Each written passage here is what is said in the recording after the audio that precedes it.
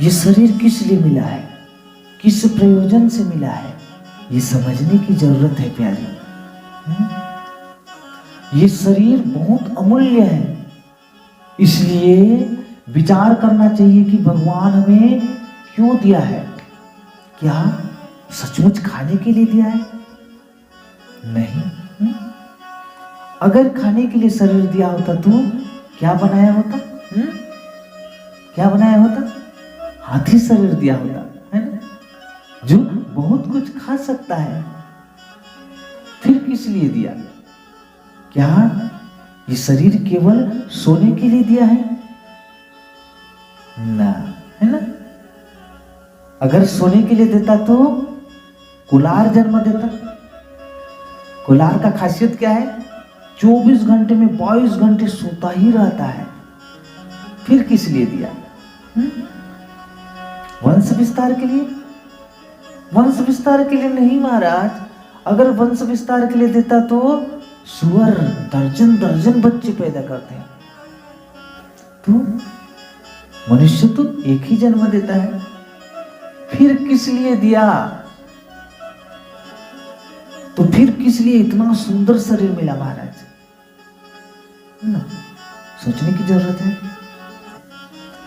बेहतरीन लाजवाब सिस्टमेटिक शरीर जिसमें किसी भी चीज की कोई कमी नहीं है। और इस शरीर को मेंटेन करने के लिए इतना सुंदर वायुमंडल तैयार किया है ना। एक बात याद रखिए प्यारे, प्रकृति से किसी एक जंतु समाप्त हो जाए तो पारिस्थितिक तंत्र गड़बड़ा जाएगा, चरमरा जाएगा, है ना। किंतु पूरा मानव समाज भी खत्म हो जाए तो कैसे होगा? कैसे होगा?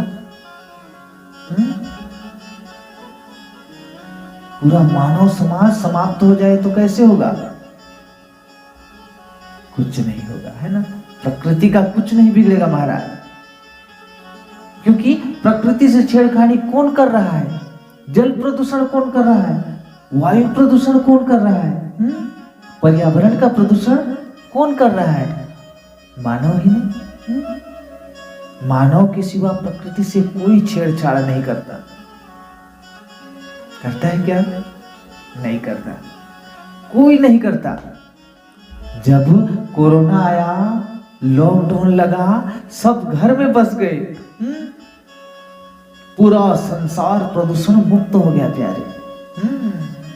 लेकिन जैसे बाहर निकले 6 महीना के अंदर क्या हो गया? जैसा का तैसा हो गया प्यारे। इसीलिए ये सुंदर काया किस लिए मिला है? समझना पड़ेगा। तुलसीदास जी क्या कहते हैं? बड़े भाग मानुष तन पावा, सुर दुर्लभ सद ग्रंथ ही गावा। प्यारे, प्रभु प्रदत्त ये सुंदर काया भोग विलास के लिए नहीं है, वंश विस्तार के लिए नहीं है, बल्कि भगवान के ध्यान के लिए, भगवान की स्मरण के लिए है, भगवत प्राप्ति के लिए है ना? पुत्र मित्र कलात्रादि सुखम जन्मनी जन्मनी।